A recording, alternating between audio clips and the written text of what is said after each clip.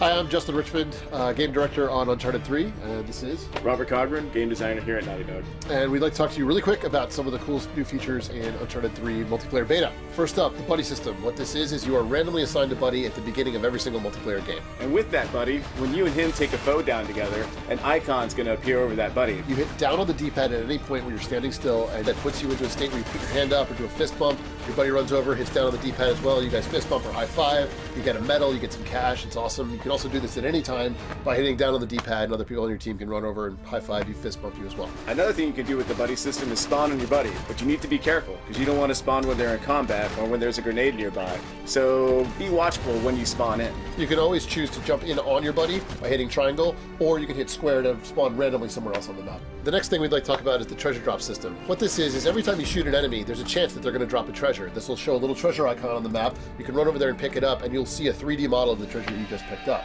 This also means that you can use these things to unlock sets of things. You want to talk about that a little bit? Yeah, so when you complete a treasure set, that's actually going to unlock something for you for your character appearance. From a hat to a shirt to even some pants and shoes. Additionally, when you complete a treasure set, it'll also unlock an emblem piece. So you're able to use that off the bat. One thing to remember about the treasure pieces real quick is that when a treasure drops, it's just for you. The only person that can see that treasure on the field is your buddy.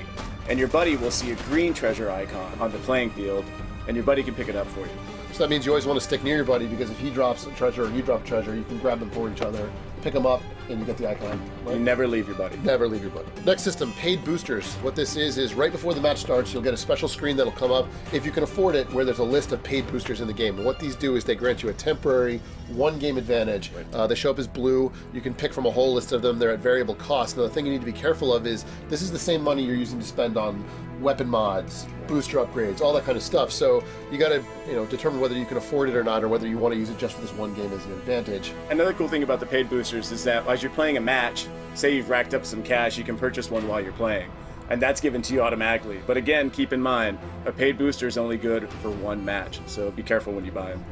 All right, next quick thing is the Facebook integration. You'll see a tab on the main interface of the multiplayer screens where you go across, you select Facebook, say sign in, you can sign in through the XMB, and what this means is you can actually play with your Facebook friends, even if you're not PSN friends. So you'll see all your Facebook friends that are playing the beta, and you can jump into a game with them, all the same cool benefits of being PSN friends, only it's just through Facebook. It's really cool. Medal kickbacks. So medal kickbacks in Uncharted 3 multiplayer are enhancements that you can activate once you get a certain number of medals in the game. So you'll see the number of medals you're collecting in the upper left part of the screen. And next to that is the medal kickback you have equipped.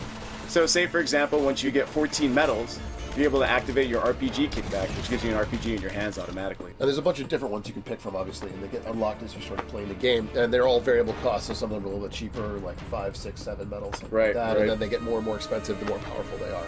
Yeah, they're pretty fun to use, so have fun with them. Yeah, and keep your ears open. They're always we always tell you in the interface, like, hey, you can use your kickback now, so you always know when you have a chance to use these things. The other thing is you should be careful because people can use them against you, so always keep a heads up on that. And the other thing is you can get these medals through treasure chests. You want to talk about that? Right, so as you're playing the game, you'll see treasure chest icons that appear throughout the map. And when you go to a treasure chest and press a button on it, you either get some medals, a treasure piece, or a paid booster. So you should always be going after treasure chests. Yeah, it's a really good idea if you see one of those pop up to go get it. Now the thing is, they're kind of honeypots, so people are going to go after them, so you've got to be careful when you're heading out to get one of those things. Boosters.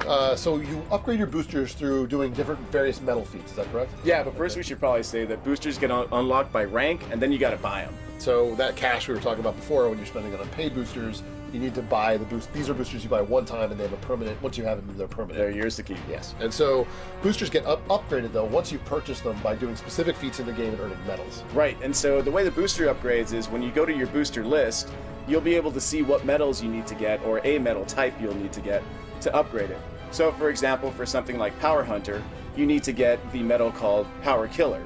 And you need to get that a certain number of times before it's upgraded. And if you ever have a question, you can always go into your booster list. It'll tell you what medal you need, and you can actually go straight from there into the medal list and see what medal you need to earn and how you earn it in order to get that upgrade. In the interface, we have a couple shortcuts for you guys. Yeah. So at any given point, you can always hit square, go in and see all your customization stuff. You can see your guns, you can see emblems, you can see the hero pieces you want to get. That's the fast way to get there. Right. To set your default loadout, so you have 4 different choices for your loadouts, you can hit R1. and Right. that will set that loadout as being your As the default. If you go into your booster page and you want to see what metal you need to upgrade it, Square again will take you to the correct metal. Take you to the middle page. See what you want to see. If you go into the records menu, that's where the treasures are listed. You can see the sets that you have, how many different pieces you have, and what they give you when they unlock. Right. Thank you guys so much for listening. Hopefully we'll see you online on Wild Speculation. I'm Cog182. Have fun in the beta. Take it easy, guys.